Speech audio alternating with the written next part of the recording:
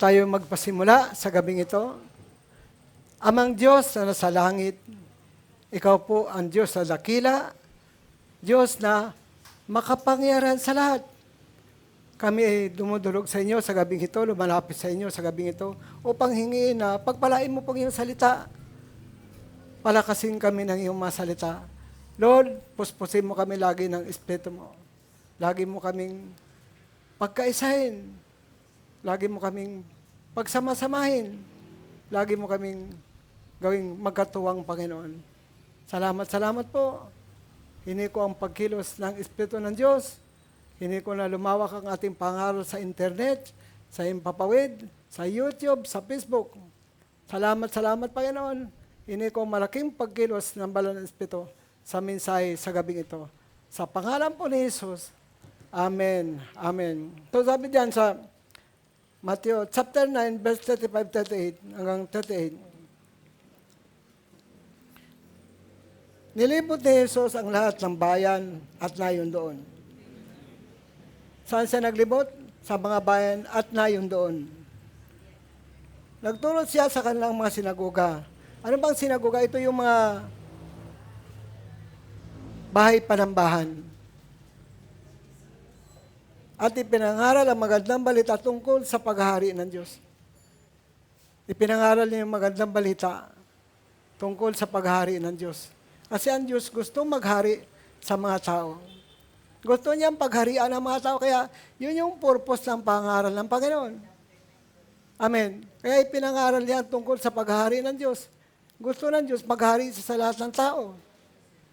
Yan ang dahilan kung bakit si Kristo ay napalito sa mundo. Ipangaral ang tungkol sa paghahari ng Diyos. Pinagaling din niya ang lahat ng uri ng sakit at karamdaman. Kasama yun sa kanyang pangaral. Sa 36, na makita niya ang maraming tao, napakaraming tao, nahabag siya sa kanila. Ang pagsabihin ng habag, compassion yan. Awa.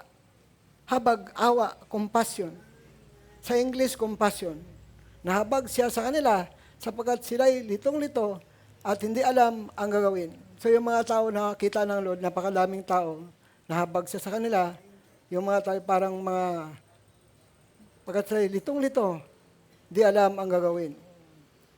Yun yung nakita niya sa mga tao. Parang mga tupang walang pastol. Amen? Pag ang tupa walang pastol, kanya-kanya yun. Kaya mahalaga ang pastol. Si Jesus Christ ang ating pastol. Kaya sinabi niya sa kanyang mga alagad, anong sabi niya sa kanyang mga alagad? Napakaraming aanihin. Ngunit kakaunti ang mag-aani.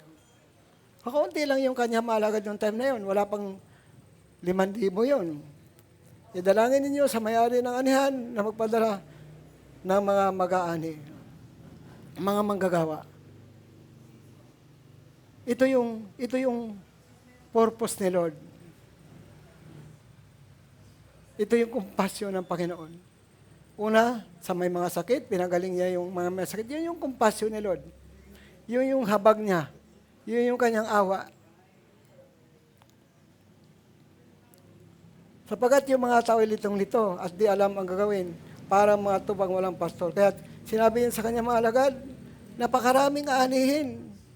Nung makita niya napakaraming tao, napakaraming aanihin. Ngunit kukunti ang mag-aani. Kukunti lang ang mag-aani. Idalangin niyo sa may-ari ng anihan na magpadala ng mga mag-aani. Idalangin sa Diyos na magpadala siya ng maraming mag-aani. Kasi napakaraming aanihin. Totoo naman po yun. Kaya prayer ay mahalaga. Ang prayer, ito yung susi para sa pagtugon ng Panginoon sa atin. Kaya dapat lahat tayo mapanalanginin. Yun yung compassion ng Panginoon. Yung mga may sakit, at yun napakaraming taong walang direksyon. Yun yung kanyang passion. Kaya sabi niya, manalangin tayo sa Ama na magpadala siya ng maraming mag-aani. Mga tao na mayroon ding compassion. Amen? Mga taong may habag sa kaluluwa ng tao. Kaya kahit lagi natin binabasa yan, kapag hindi natin dinisari yung compassion na yan, yung habag na yan, hindi natin maranasan yan. Dapat hinihingi yan kay Lord. Yung baga yung habag, pag nakakita ka ng makasalanan ng tao, umiiyak ka. Yan ang malimit kong maramdaman sa puso ko. Habag at pag-iyak.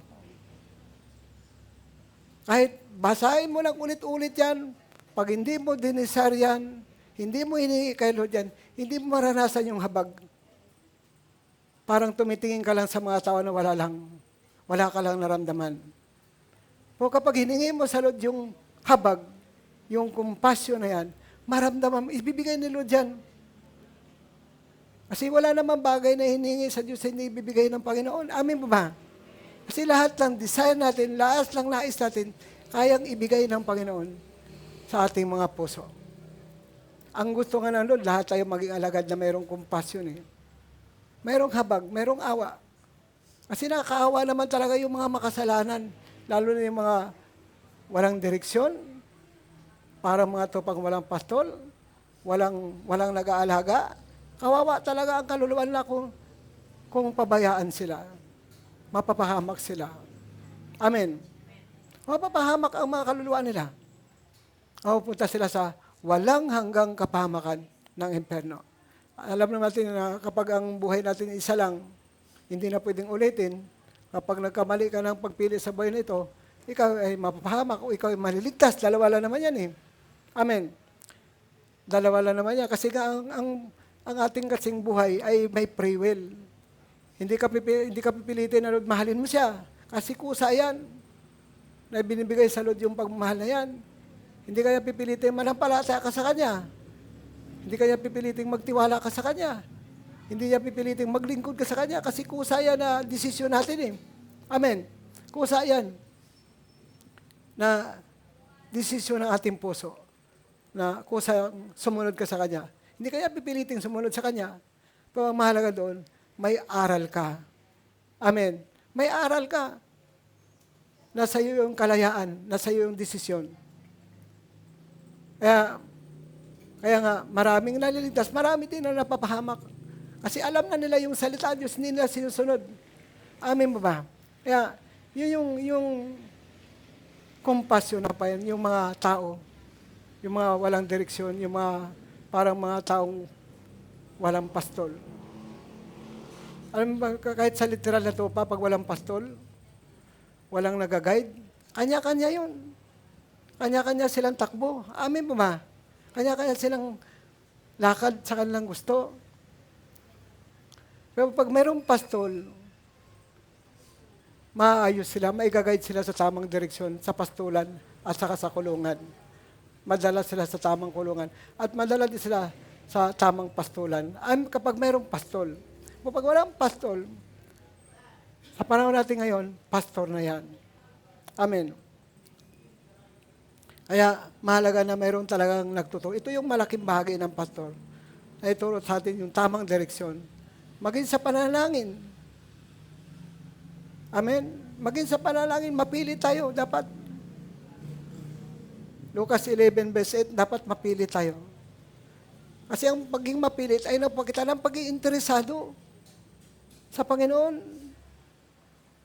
Nagpapakita yan ng pagiging interesado, papakita ng gusto mo, yung hinihingi mo sa Kanya. At yan naman ang gusto ng Panginoon na maging mapili tayo. Amen. Kaya, ito yung habag na ito, na kapag nakakita ng kaluluwa, umiiyak. Alam mo si Jesus Christ, maraming bis mabasa mo sa Biblia na umiiyak dahil sa mga tao hindi siya pinapansin. Sa Lucas, mababasa niyan. Sa John, mababasa niyan. Di ba si Lazarus? Nung makita niya si Maria na umiyak din siya, tumangis din siya, nahabag siya. Sa Lucas 7, nung makita ng Panginoon na umiyak yung ina ng namatay na ililibing, umiyak din siya. Nahabag siya. Kaya nahabag siya sa mga umiyak. Yung totoong pag-iyak ka, hindi ito iyak artista. Yung totoong umiyak ka dahil sa mahal mo ang isang tao. Amen. Yung talagang naramdaman ng Lord, yung totoong pag-iyak ng tao. Yung totoong habag. Ako malimit kong maramdaman yun. Kaya, noong mga nakaraang taon, lagi ako umiyak sa pulpito. Talagang lagi akong puspos ng pag-iyak. Kasi nandun yung habag ko. Kaya, hindi ko naman kakayanin mag-isa yan. Kailangan magkasama tayo, magkatuwang tayo. Amen? Kaya mahalaga yung hinihingi sa Diyos. Nalagyan niya tayo ng habag sa ating puso. Lagyan niya tayo ng pag-ibig sa kaluluwa. Mahalaga yan. Hinihingi yan sa pamagitan ng panalangin. Kasi naglilingkod tayo kay Lord. Kailangan natin yan. Kailangan natin maramdaman yung habag sa kaluluwa ng tao. Kailangan natin yung compassion. Yung passion, iba naman yon. Yung katapatan sa Diyos, katapatan sa kapwa. Yun yung ibig sabihin ng si Lord ang ating compassion. Tapat tayo sa Panginoon, tapat din tayo sa ating kapwa. Yung compassion, habag yan, awa yan. Nakakadama ka ng pag-iyak sa taong makasalanan. Ayaw mong mapahamak siya. Kasi yun yung puso ng Panginoon, yung habag na yun. Nakakunig tayo sa Lord. Kaya lahat lang hinihingi natin sa Panginoon ay binibigay niya kung totoo yung ating puso. Kailangan lang talaga maging totoo yung puso natin. Amen? Lalo na sa ating mga naglilingkod kay Lord. Mahalaga yan.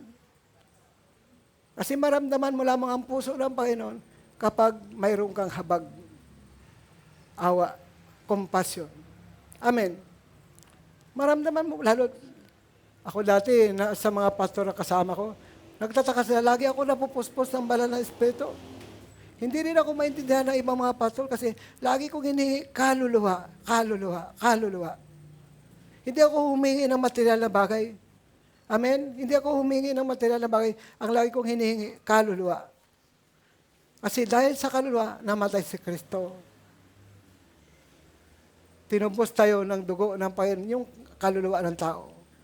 Kaya mahalaga sa Lord, yung kayamanan ng Panginoon, yung kaluluwa ng tao. Amen. Yun yung kanyang kayamanan. Yan yung dahilan ng pagbaba ni Kristo sa mundo para ibigay ang kanyang buhay para sa kaligtasan ng bawat tao. Amen? Amen po ba? Yun yung dahilan. Kaya dapat maramdaman natin yung habag sa mga pamilya natin na hindi pa naligtas. Sa mga tao, pag nakita tayo ng mga tao, dapat makadama tayo ng habag o pagkaawa. Lalo na yung walang direksyon. Hinihingi kay Lord yan. Amen. Dito sa John 21, verse 15 hanggang 17. John chapter 21, verse 15 hanggang verse 17.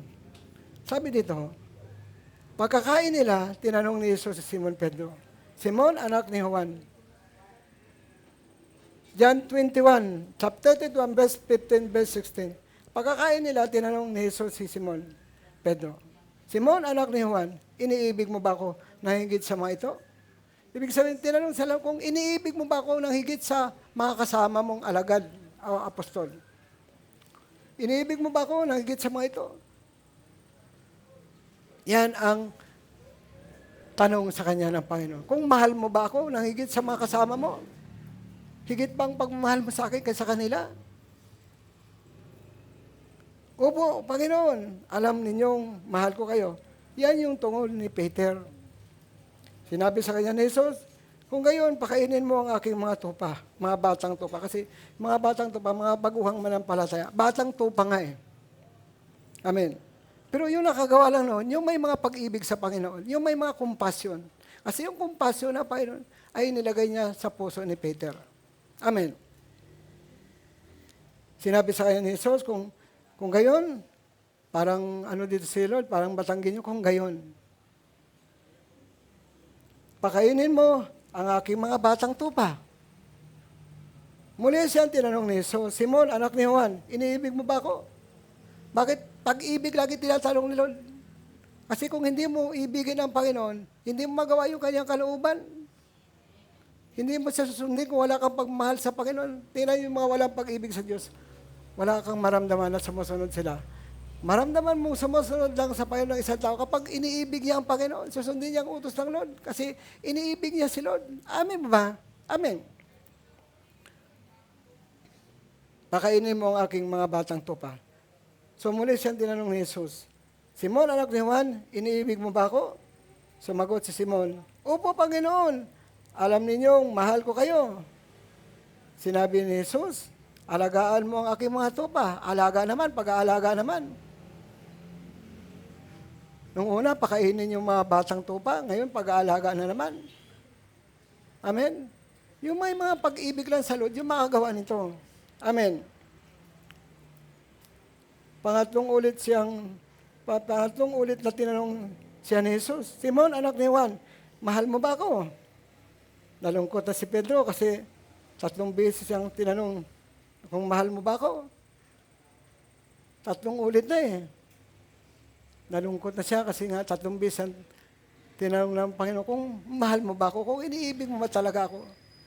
Kaya kailangan, doon sa unang tanong pa lang, maintindihan natin na higit dapat ang pag-ibig natin sa Panginoon kaysa tao. Sabi ng Lord, iniibig mo ba ako ng higit sa mga ito? Kasi kung higit ang pag-ibig mo sa tao, hindi ka pwedeng maglingkod sa Panginoon. Kung ang tao ay mahal mo ng higit sa Panginoon. Ay dapat higit ang pag-ibig natin sa Diyos kaysa sa tao. Pangalawa lang ang tao. Hindi natin sinasabi na hindi natin mamahalin yung ating pamilya, di ba? Pangalawa lang sila. Dapat una ang Panginoon. Kasi alam naman po natin, pag pinalawak mo yan, siya nagbigay ng buhay, nagbigay ng lakas sa ating lahat. Siya ang nagbigay ng lahat sa atin. Siya ang nagbigay ng kasaganaan sa atin. Siya ang nagpapakain, nagpapainom sa atin, nagpapadami sa atin. Di ba ba? Maaaring sabihin natin, ay, tao naman yung nagbigay sa akin ng pera. Tao naman ang gumawa ng damit. Sino bang lumikha sa tao? Ang Diyos, di ba? Kung wala ang Diyos, wala ring tao na magpapakain sa iyo. Wala ring taong ang Diyos din ang bigay ng karunungan sa tao para gumawa ng damit. Amen ba? Maging sa inumin natin, ang Diyos pa rin. Amen po ba? Amen. Lahat siya. Maging sa doktor nga, ang Diyos pa rin ang gumawa ng doktor, ng tao eh. Siya pa rin lumikha ng tao eh. Walang ibang gumawa, kundi ang Diyos. Kaya sa Diyos lahat ang papuri, sa Diyos lahat ang pasalamat. Maging sa simbahan, yung mga nagsusuporta, ang Diyos pa rin ang gumawa sa inyo. Binigyan kayo ng Lord ng lakas, binigyan kayo ng karunungan para gawin niyo ang mga bagay na nakapagbigay ng kaluwalhatian sa Diyos. Amen ba? Kasi yung ating pagkakaisa, pagkasama-sama, pagkatuwang, yan ang gusto ng Panginoon. Ano ba nanood yan? Nalungkot si Pedro sapagkat 3 beses siyang tinanong kung mahal mo ba ako. Sumagot siya, Panginoon, alam po ninyong ang lahat ng bagay. Wala naman pong nalilihim sa iyo. Sabi ni Peter, alam ninyong lahat ng bagay, mahal ko kayo. Alam ninyong mahal ko kayo. Sinabi sa kanya ni Jesus, pakainin mo ang aking mga tupa. Una, pakainin yung mga bagong tupa. Pangalawa, pangalagaan ang tupa. Ito, pakainin ang mga magulang na natupa. Kahit magulang na natupa, pakainin pa rin. Anong papakain? Salita ng Diyos. Spiritual. Si Jesus Christ lagi naman talaga nagpapakain. Nag-iihaw ng isda, nagpapakain ng tinapay. Ginagawa niya ito, literal. Nabubusog sila. Amen. Pero, ang tinutukoy dito na pakainin, yung salita ng Diyos. Yung pakainin yung mga bagong tupa, pangalagaan yung tupa, pakainin pati yung mga matatandang tupa na pakainin pa rin. Andun pa rin yung pangalaga. Kasi yun yung compassion. Nakita nyo yung compassion. Bakit hindi niya pinabayaan yung mga batang tupa? Hindi niya pinabayaan yung pangalaga sa mga tupa, pagpakain sa mga tupa. Kasi mahalaga yan sa Panginoon. Nandun yung kanyang compassion. Nagtawag siya ng Pedro para magpakain sa bagong tupa, mangalaga sa tupa, magpakain sa mga tupa. Nagtawag siya, tinawag niya tayo para gayon din ang gagawin natin. Amen ba? Para mangalaga, magpakain, magturo. Di ba yung purpose natin, abutin ang mga tao, pangalagaan ang mga tao, turuan ang mga tao ng salita ng Diyos para sila'y lumakas, para sila'y matuto sa Panginoon. Sa lahat ng aspeto ng paglingkod, matuto sila sa Panginoon. Amen. Amen po ba? Kaya mahalaga na makita natin yung kahalagahan ni Peter, ang kahalagahan natin sa buhay na ito, kung bakit tayo tinawag ng Panginoon. Ewan ko kung naramdaman niyo yung habag. Ewan ko kung naramdaman niyo yung compassion. Kaya nga, yun yung prayer natin. Kahit na araw-araw mong basahin yan, kung hindi mo maramdaman yan, baliwala yan sa'yo. Makakita ka man ng pamilya mo na wala sa Panginoon, baliwala sa'yo yan. Makita ka man ng mga tao na nakita mong gumagawa ng kasalanan, baliwala sa'yo yan. Puro pa nga paninisi gagawin natin pag ganun eh. Kasalanan mo yan. Alam ba ang tao ng kasalanan? Hindi niya alam yun. Biktima din siya. Kasi kung alam niya, hindi niya gagawin yun. Amin mo ba? May mga tao na gumagawa ng kasalanan, hindi nila alam na kasalanan yung kanilang ginagawa. Amen. Kaya, kumbaga titingnan natin, hindi naman talaga tao ang kaaway natin, kundi diablo. Lalo na tayong mga manampalataya, ingatan natin yung ating mga puso, kasi tayo target talaga ng diablo. Kaya sabi ko nga noong nakarang Merkules, mentoring, huwag maging panatag, huwag maging kumpiyansado, laging mag-pray, magpuyat sa gabi. Kaya tinanong ko, kumusta yung prayer life nyo? Sabi Lord, bumangon naman kayo. Kahit isang oras, tulungan niyo ako sa prayer. Ang espiritu ay malakas, ang laman ay mahina. Madaling matukso yung laman. Amin ba? Kaya, ugaliin natin na ako pagdating ng mga 11, gising na ako niyan. Bumabangon ako para mag-pray. Lahat kayo pinagpipray ko. Ulit-ulit yan. Kasi binibigyan din ko na kayo pagpalain na pa yan. Kayo bigyan ng kalusugan ng Lord sa physical, sa spiritual. Maging malusog tayo sa physical, maging malusog tayo sa ating mga spiritual. Bigyan mo, isa-isahin mo, utak, puso, baga, kidney, pantog, bato, bitoka, appendicitis, ugat, balat. Amen? Ilang oras ang gugugulin mo doon? Kasi mahalaga na may proteksyon lahat ng bagay ng katawan natin. Kaya yung salvation, yung healing, yung miracle, yung deliverance, yung kasaganaan, yung pagtatagumpay, yung proteksyon ng Panginoon. Yan na lagi yung prayer natin. Amen? Kaya mahalaga na makita natin kung gaano yung trabaho ng pastor. Yung totoong pastor, may naalala ko mga pastor na laging iniiwan yung mga tropa. At kung saan-saan naglalakbay.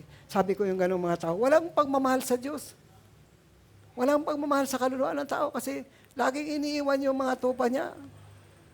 Walang pag-ibig sa Diyos. Pag ganon, kasi konektado yung pag-ibig natin sa Diyos, papunta sa tao. Amen? Nalulungkot ako. Kasi naramdaman ko yung paging totoo sa inyo. Amen? Kasi kahit ano man ang hirap pagdating sa pinagdaanan namin, hindi talaga namin kayo iniwan. 7 anak, isang asawa. Alam niyo, nag-umpisa kami sa pabinti-binti lang. Amen? Amen. Lahat ng pagtitiis, pinagdaanan namin. So, dahil mahal namin ang Panginoon, alam namin, tinawag kami ng Panginoon, hindi namin iniwan. Hindi kami nagsasalita ng negatibo. Puro positibo sinasabi namin. Amen po ba? Amen. Kaya totoo po yan. Saksi ko ang banal na Espiritu sa akin sinasabi. Kaya huwag kayong matakot na maglingkod sa Panginoon. Huwag kayong matakot na mag-commit ng inyong buhay sa Diyos. Amen po ba? Kasi sa Diyos tayo naglilingkod, hindi sa tao. Amen. Kasi maging yung Acts chapter 4, verse 32 hanggang 37, ulit-ulit natin tinuturo yan. Yung pagtutulungan ng mga mananampalataya, lagi natin binabasa yan. Pag hindi naman natin hinihingi yan, hindi pa rin natin maranasan yung kapangyarihan nito. Amen. Ano sabi diyan? Sa chapter 4, verse 32 hanggang 37. Nagkaisang damdamit isipan ng lahat ng mananampalataya. Isang lang damdamit isipan. Sinong gumawa nito? Ang Diyos. Nung manalangin sila, napuno sila ng Espiritu ng Diyos. Ang Diyos ang gumawa nito. Hindi ito kayang gawin ng tao. Napag-isahin mo yung damdamit isipan ng tao.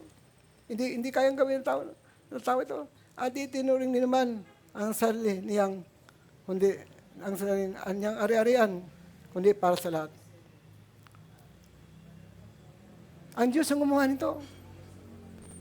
Iisa sila sa ari-arian. Taglay ang dakilang kapangyarihan na mga apostol at patuloy na nagpatutungkol sa muling pagkabuhay na Panginoon Jesus. Ito yung kumpasyon ng mga tao. Kung bakit pinag-isa sila ng Panginoon sa damdamin at isipan para suportahan yung mga apostol. Para hindi matigil ang pangaral ng mabuting balita tungkol kay Kristo. Kasi ito yung kaligtasan natin si Kristo. Amen. Ang masagalang pagpalay tinaglay ng lahat, walang kinapusahan sapagkat ipinagbili nila ang kanilang lupa at bahay at ang pinagbilan ay pinagkatiwala sa mga apostol. At ipinamahagi naman yun sa pangailangan ng bawat isa. Yung binahaginan nito, yung may pangailangan, yung mga nagbigay hindi na po binahaginan yun. Amen. Kasi maraming pangailangan. Yung mga mayaman, nagbinta ng bahay at lupa. Yung may mga kakayanan. Amen. Para itustos sa gawain ng Panginoon. Mayroong dahilan kung bakit ginawa ito ng mga tao. Kasi ito yung pinagawa sa kanila ng Panginoon. Amen. Kaya kahit ulit-ulitin mo babasahin yan, pag hindi mo naintindihan yan, bakit laging ganun ang buhay ng mga tao? Kasi ang Diyos ang gumawa doon. Tingnan mo naman si Ananias sa kapira na humiwalay sa commitment nila. Para sila namatay. Kasi nagsinungaling sila sa Espiritu. Hindi sila naging totoo. Ay yung mga natotoo, nabuhay ng matagal. Nabuhay ng may paglilingkod sa Diyos. Amen po ba? Amen. Kasi nag-commit sila. Hindi sila naging faithful kay Lord.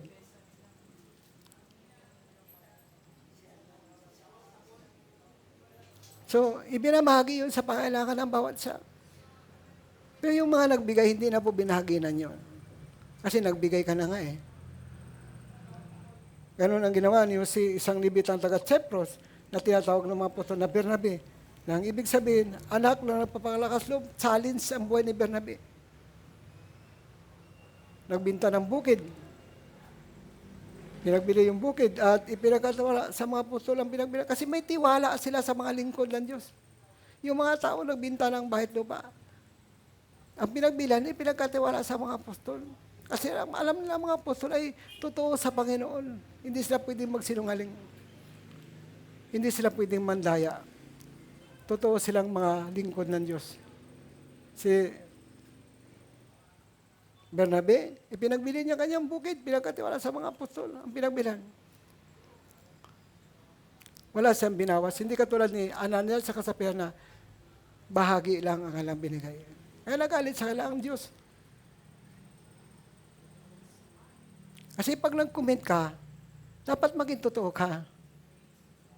Amen? Kasi nandiyan naman yung kasaganaan ng Lord eh. Yung mabasa yung Matthew 6, verse 31 hanggang 32-33. Matapos mong sundin ang kaharian na unahin mo, mamuhay sa kalooban Diyos. Lahat naman yan isusunod ng Lord eh. Financial, pagkain, inumit pa naman. Nandiyan yung kasaganaan eh. Nakaready sa mga inuuna ang kaharian at namumuhay sa kalooban Diyos. Nandiyan yung kasaganaan ng Lord. Yan din yung prosperity ng Panginoon. Ibig sabihin ng kasaganaan, prosperity. Amen? Amen mo ba? Nabuhay ka sa kasaganaan. Saka lang ibibigay ng Lord. Yan ngayon, kung hindi mo unahin yung kanyang kaharian, hindi ka namuhay sa kanyang kalooban, nabubuhay ka nga sa sarili mo lang. Tinanggap mo na yung gantimpala mo. Tinanggap mo na yung reward mo. Kasi nga sabi ng Biblia, di ba, pag nagbigay yung kanang kamay mo, huwag mo na ipalam sa kaliwa. Huwag mo na yung pangalanda ka na papurihin ka pa ng mga tao. Gusto minsan natin, pag nagbigay tayo may nakakita, para papurihin ka ng mga tao. O sa Lord, pag nagbigay ka, huwag mo na ipangalandakan yun. Huwag mo na sabihin sa pinakamatalik mo kay pa. Ang Diyos na magbigay ng reward sa'yo o gantimpala. Biblical naman po yun kasi ang Diyos nakikita yung kabutihang ginagawa mo. Amen. Huwag mo nang ipakita na nagbibigay ka para purihin ka ng tao. Tinanggap mo na yung gantimpala mo. Tinanggap mo na yung reward mo sa tao. Pero sa Diyos, wala ka pang reward. Nawala yung reward sa'yo kasi nagpasikat ka lang. At tulad ng ginagawa ng maraming tao ngayon. Tumutulong. Kasi nga, kailangan nila yung buto. Makita ang tao yun. Pero nakakatulong din sa tao.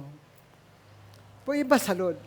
Pag nagbibigay ka, huwag mo na ipaalam sa kanang kamay. Huwag mo na ipaalam sa matalik mong kaibigan. Gawin mo ng lihim kasi ang Diyos na nakakaalam ng kabutihan mong ginagawa, ang siyang magbigay sa iyo ng ganti para o reward. Amin mo ba? Ganun po yun. Nakikita naman po ng Diyos ang ginagawa natin. Wala naman pong nakatago sa Kanya. Araw at gabi na ginagawa natin, kita yan ng Panginoon. Amen? Kaya sa Panginoon, hindi na natin kailangan magpasikat pa. Kasi pag nagpasikat ka, pag nagbigay ka na, gusto mo lagi marami nakakita, tinanggap mo na yung gantimpala mo sa tao. Tinanggap mo na yung reward mo sa tao. Pero sa Diyos, wala ka pang reward. Parang Matthew chapter 6, verse 31 hanggang 32, 33. Na pag inulan natin ang kaharian ng Panginoon, namuhay tayo sa Kanyang kalooban, matatanggap natin yung Kanyang kasaganaan. O pag hindi mo sinunod yun, nabubuhay ka lang sa sarili mo, tinanggap mo yung reward mo. Tinanggap mo yung reward sa tao. Amen po ba? Hindi katulad ng kasaganaan ng Panginoon, binigay sa iyo kasi nga sumunod ka sa Kanya, inuna mo ang Kanyang kaharian, namuhay ka sa Kanyang kalooban, binigay talaga sa iyo yung Kanyang kasaganaan. Kasi financial, pagkain, inumin, permit, kasaganaan yun eh. Prosperity yun eh. Amen? Amen. Totoo yun. Kaya, mahalaga na maintindihan natin yung desire, yung nais ng puso natin. Hingayin natin yung puso ng Lord, maging puso natin. Hingayin natin yung mata ng Panginoon, maging mata natin. Yung pandinig na Lord, maging pandinig natin. Yung kamay na Lord, hingayin natin maging kamay natin. Amen. Lahat ng bagay na mayroon ng Panginoon, pwede maging atin. Sabi ng Lord. Amen ba? Ano mang bagay na hingiin at sa Kanya, ibibigay niya kung ayon sa Kanyang kalooban. Nakapagbigay ng kaluwalhatian sa Kanya, nakapagbigay ng kasiyahan sa Kanya, lalo't sa kaluluwa ng tao. Hingiin natin yung compassion, yung habag, bibigay ng Lord. Kailangan natin magkaisa sa damdamin sipan. Maging yung ating revelasyon, magkaisa, magkasama, magkatuwang. Nasa Nehemiah chapter 3 yan, hanggang verse 1 hanggang 32. Isa sila sa vision, isa sila sa paggawa, paglilingkod. Amen. Doon ko kinuha yan, yung magkaisa, magkasama, magkatuwang. Sa Nehemiah chapter 3, pag binasa nyo, yung vision ng templo, tulong-tulong sila sa paggawa. Amen. Nandun yung pagkakaisa ng lahat. Sama-sama sila, magkatuwang sila. Nehemiah chapter 3, verse 1 hanggang 32. Amen. May modelo tayo dito sa pagkakaisang ito. Amen. Ang patutuo tungkol kay Jesucristo. Unang Juan chapter 5, verse 6 hanggang verse 8. Si Jesucristo ay naparito sa pamagitan ng tubig at ng dugo. At hindi sa pamagitan ng tubig lamang, kundi sa pamagitan ng tubig at dugo.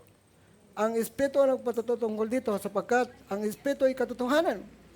So yung Espiritu ng Diyos ang patutuo. First John, unang Juan, chapter 5, verse 6 hanggang verse 8. Unang Juan,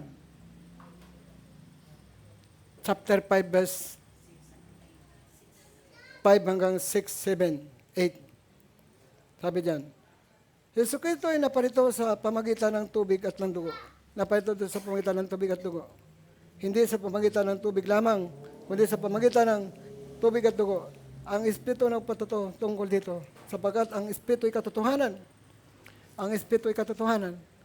Ano ba ibig sabihin ng tubig?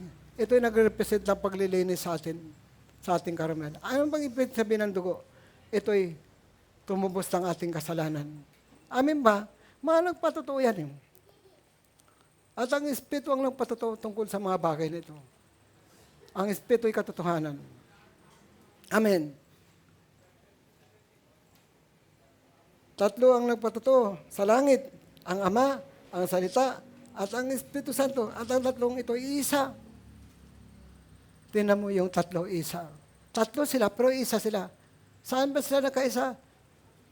Sa salita, sa gawain. Amen. Doon nagkaisa itong tatlong ito.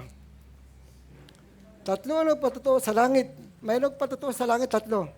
Ang Ama, ang Salita, at ang Espiritu Santo. Ang tatlong ito isa. Kahit tatlo sila, pero isa sila sa gawain. Isa sila sa salita. Ito yung model natin. Amen? Kung bakit tayo nagkaisa, nagkasama, nagkatuwang. Kaya, alam niyo yung gawin ng Panginoon, yung pinag-isa yung kanilang damdamin isipan. Walang naging makasarili sa kanila. Sa Acts chapter 4, verse 32 hanggang 37. Walang naging makasarili. Kaya, walang kinapusala. Isang buhos. Ibinuhos ng Diyos yung kanyang suporta sa kanilang lahat. Amen ba? Amen. Kasi, iisa sila sa damdamin isipan. Ang Diyos ang gumawa nito. Pinagpala silang lahat. Kaya, isang buhos lang yung pagpapala sa kanila. Ay pag kanya-kanya yun, mahirap na buhos sa nanood ng pagpapala yun. Amen ba? Kaya, isang buhos lang. Kasi ang Diyos din naman ang gumawa noon. Gusto na noon, magkaisa sila sa damdamin isipan. Sa lahat ng mga bahagi sa ministry, dapat iisa ang ating damdamin isipan. Amen. Kasi isa lang naman yung ating Diyos na pinaglingkuran. Baka kahit tatlo sila, Ama, Anak, at Espiritu Santo. Ngunit isa sila sa pagka-Diyos. Isa yung kanilang gawain. Isa yung kanilang salita. Yung sinabi ng Ama, sinabi ni Kristo, yung sinabi ng Espiritu, sinabi ng Panginoon, sinabi ng Espiritu. Amen ba? Isa lang naman sila sa gawain, isa lang naman sa salita para palakasin tayo. Amen. Amen ba? Kaya dapat mayroon tayong desire na magkaisa, magkasama, magkatuwang. Amen ba? Amen. Doon, walang hindi pagpapalain. Lahat pagpapalain ng Panginoon. Nakasulat yan sa John 17, di ba? Na ako at ang may isa. Amen.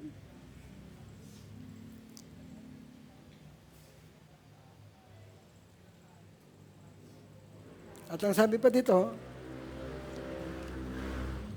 at mayroong tatlong nagpatotoo sa lupa, ang Espiritu at ang tubig at ang dugo. At ang tatlong ito ay nagkakaisa. Yung tubig na nag-represent dyan sa paglilinis sa atin. Yung dugo nag-represent dyan sa pagtupos ng ating kasalanan. At ang tatlong yan ay nagkakaisa. Kaya dito tayo magkaisa, magkasama, magkatuwang. Amen ba? Mahalaga yan. Kasi isa lang naman yung pupuntahan natin, langit, di ba? Amen. Dapat, alam yung desire ko sa inyo, yung puso ko talaga, sinasabi kong totoo, na panatilihin anod yung kabanalan sa atin. Yung ating espiritu, kaluluwa at katawan hanggang sa pagbalik ng Panginoon. Huwag sana may mahulog. Amen. Huwag sana may mahulog. Kasi pag tumalikod ka kay Lord, mahulog ka talaga sa pahamakan. Amen. Kasi kasalanan ang pagtalikod sa Panginoon. Buti kung makabalik ka. Ay kung hindi ka na makabalik, matuluyan ka. Amen? Kasi may mga tao na nakaalam na ng katotohanan, pilit pa rin ginagawa yung gusto nila. Amen? Kapag gusto mong masunod, kaya kapapahamak mo yun. At dapat ang gusto ng Panginoon yung masunod. Amen? Kaya, kapag hindi ka nagbabasa ng Biblia, hindi ka nagpipray, talagang manghihina ka. Kaya dapat lagi tayo nagbabasa ng Biblia, dapat lagi tayo nagpipray. Palakasin tayo ng ating mga panalangin. Kasi ang panalangin, pakipag-usap yan sa Diyos eh. Marunong ka ba mag-pray? Kumusta ba ang panalangin mo? Marunong ka ba makipag-usap sa Diyos? Marunong ka ba maglatag ng iyong mga proposal sa Diyos? Marunong ka ba maglatag ng iyong mga prayer request sa Diyos? Amen? Dapat marunong ka. Hingin mo yung patnubay ng banal na Espiritu sa iyong panalangin. Amen? Kaya sabi ni Paul sa Roma 15 verse 19, sa tulong at himala at sa pamagitan ng Espiritu ng Diyos, na ipangaral niya magandang balita ni Kristo mula sa Jerusalem hanggang sa Ilirico. Ako yung desire ko mula sa Pilipinas hanggang sa 240 na bansa. Lumawak yung ating pangaral sa internet. Lumawak yung ating pangaral sa Himpapawid. Lumawak yung ating pangaral sa YouTube, sa Facebook. Di ba pwede naman palawakin, pwede naman gumawa si Lord ng mahimala. Amen? Amen ba? Walang bagay na mahirap sa Diyos kapag ginusto na ulo. Gusto niya, ipangaral natin ang kanyang mga salita. Para sa kaligtas ng mga tao. Para sa kagalingan ng mga tao. Para maranasan nila yung mga himala ng Diyos. Kalayaan. Saan ba lalaya? Sa kasalanan, sa sumpa, sa kahirapan.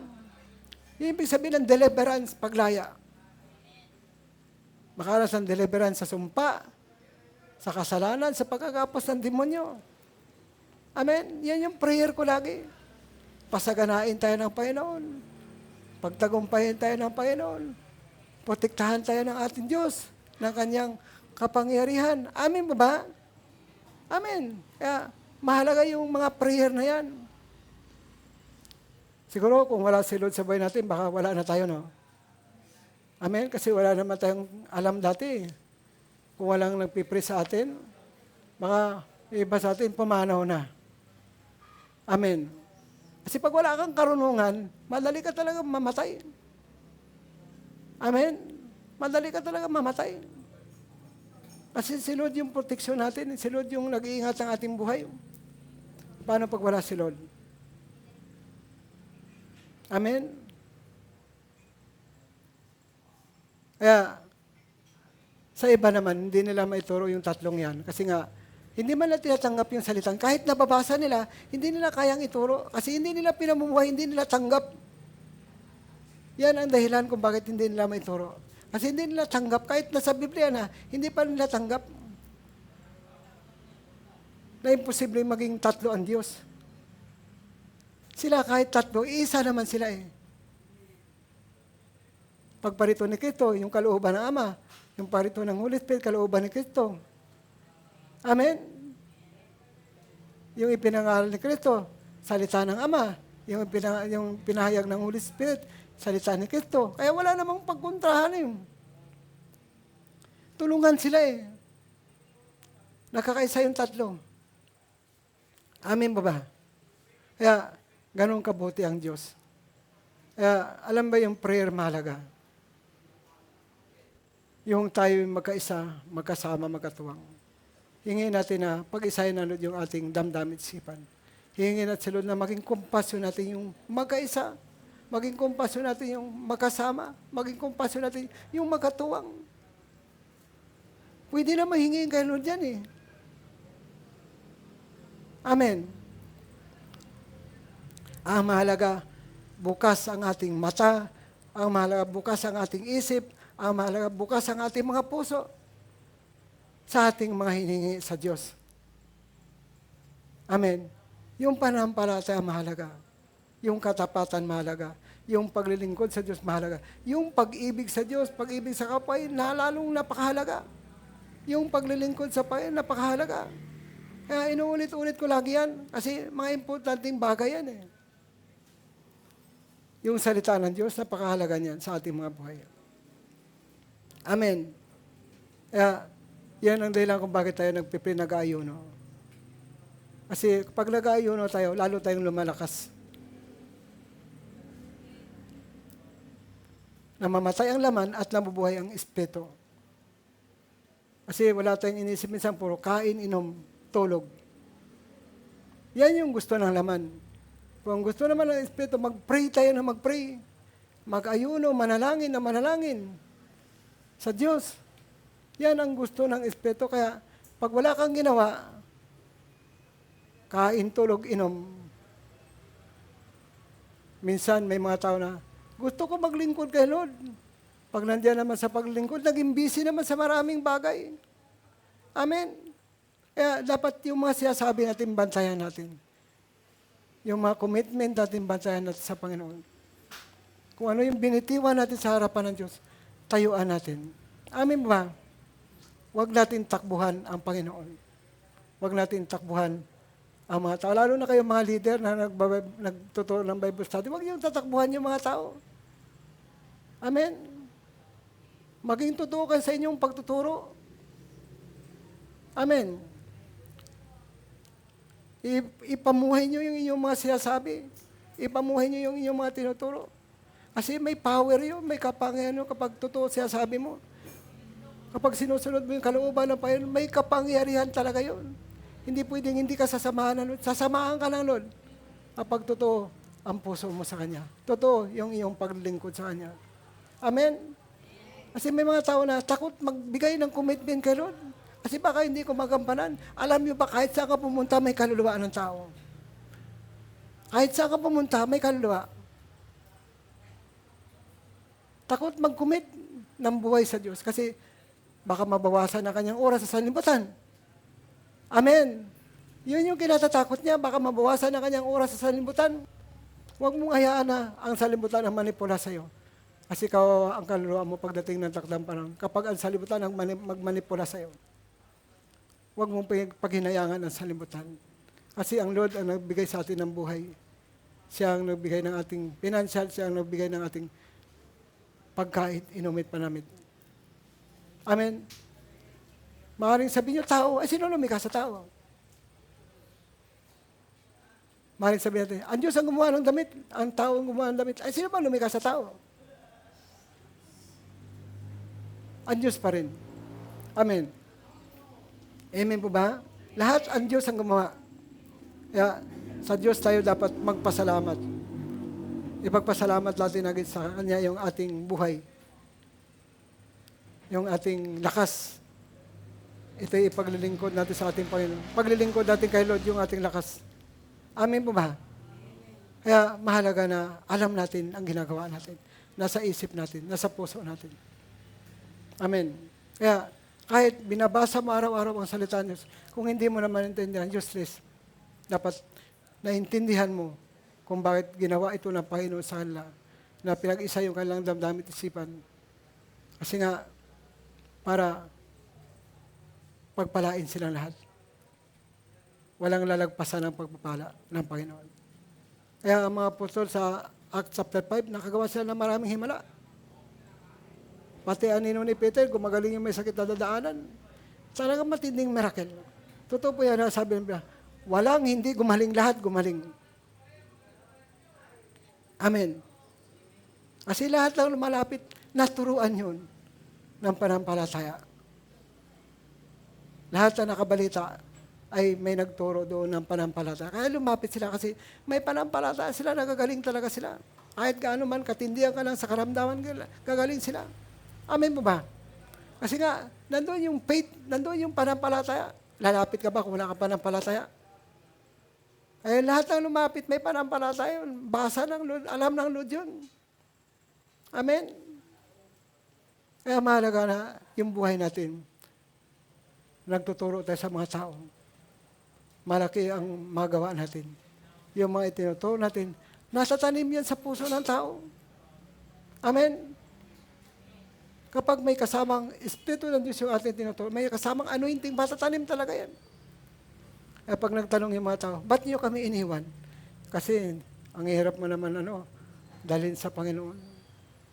Para kang guma ng traktora. Nakita kayo ng guma ng bulldozer? Ang kunat. Ang kunat mo naman. Kaya, mayroong taong madaling akayin. Baka 1 buwan lang, naakay mo na. Baka 2 buwan lang naakay mo na. Pag umabot na ito ng 6 months, parang guma na ng bulldozer yun. Makunat. Amen. Kaya, kayong mga leader, malaki ang bahagi yun sa pagtuturo sa mga tao. Matututo sila sa inyong pagtuturo. May lalapit yun sila sa Panginoon sa pangitan ng iyong itinuturo. Amen ba? Amen. Yun yung maglalapit sa kanila sa Diyos. Kaya ituro nyo na maging bukas sa anointing. Maging bukas sa pagpapala. Maging bukas sa kagalingan. Maging bukas sa himala. Maging bukas sa deliverance. Amen? Saan ba ang deliverance? Paglaya sa sumpa, paglaya sa kasalanan, paglaya sa karamdaman, paglaya sa lahat ng gumagapos ng masama. Yan ibig sabihin ng deliverance. Nakakalaya ang tao. Amen. Yung miracle naman, maraming bahagi yon. Amen. Purihin ang Panginoon. I-desire natin na magkaisa tayo sa panalangin.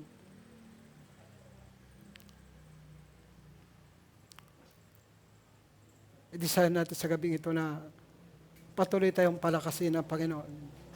Basta mayroon kang desire, hindi pwedeng lalagpasan ka ng Lord. Kasi nababasa na Lord yung ating puso. Nais lang pa yun na palakasin tayo. Gamit lang ako. Kasangkapan lang yung bibig ko ng salitang palakasin tayo. Pero ang Lord talaga ang nagpapalakas. Nasa Kanya ang kapangyarihan. Lahat ng bagay pinapractice. Di ba nasabi ko na nakarang linggo? Yung piloto, yung kapitan ng barko, yung doktor, yung lawyers, yung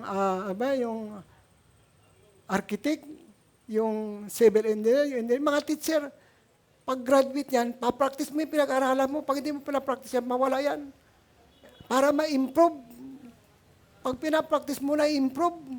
Ganun din tayo sa spiritual, pinapractice din natin yung mga salita ng Diyos para umimprove siya.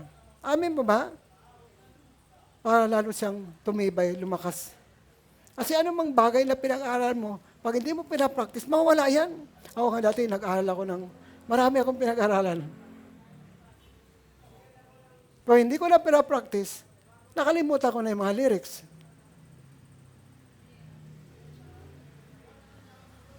May ilan-ilan man ako natatandaan, pero hindi ko na practice, paltos na. Amen ba? Marami akong pinag-aralan. Dati kong pinapractice. Dahil pinapractice mo, naging magaling ka.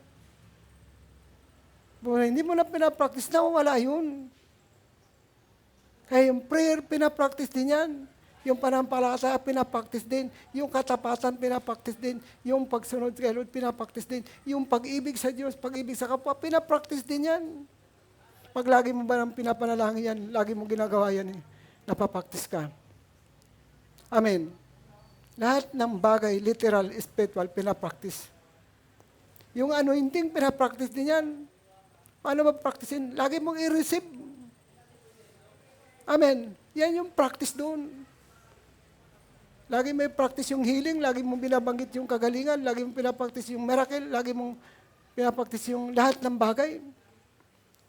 Pinapractice yan. Kung lagi mo bang hinihingi kay Lord yan, hindi mo pwedeng hindi bibigay na Lord kasi hinihingi mo eh. Amin mo ba? Amen. Pag pinapractice natin yung magkaisa, magkasama, magkatwang, ibibigay ng Lord sa atin, sa ating puso. Pag lagi natin na, Lord, pag-isay mo yung aming damdamin at isipan. Lagi mong i-desire. Desire ko lagi yan. Ibibigay ng Lord yan sa atin. Lord, bigyan mo kami ng katapangan na pangalan ng salita. Bibigay ng Lord yan. Kasi hinihingi mo para naman sa karangalan ka, luwalatian niya yung hinihingi mo eh. Hindi naman sarili mo yun eh. Amin ba? Kasi salita ng Diyos yung pinapangalan mo, hindi mo naman salita eh. Amin mo ba? Amen. Pag para kay Lord yung ginagawa natin, ibibigay niya yan sa iyo. Amen. So tayo ngayon ay lalapit sa Panginoon. Basta't lahat tayo makipag-isa. Lahat tayo manalangin na palakasin tayo ng ating Diyos. Pwede ba kayo umakyat dito? Maghawak-hawak tayo ng kamay. Ito yung time na prayer. Acts chapter 4, verse 32 hanggang 34. 36, 37. Hallelujah. Tabi muna natin yung mga upuan.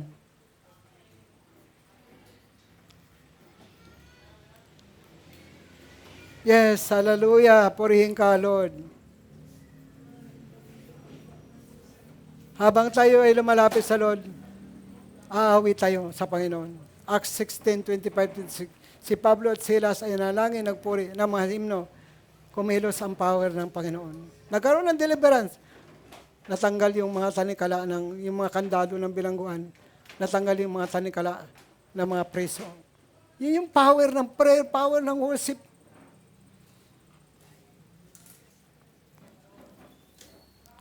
Hawak-hawak tayo ng kamay. Huwag yung hawak-hawak ng kamay na putol sa kabila. Ha? Yung nakakalugtong, tingnan nyo yung dugtong nyo.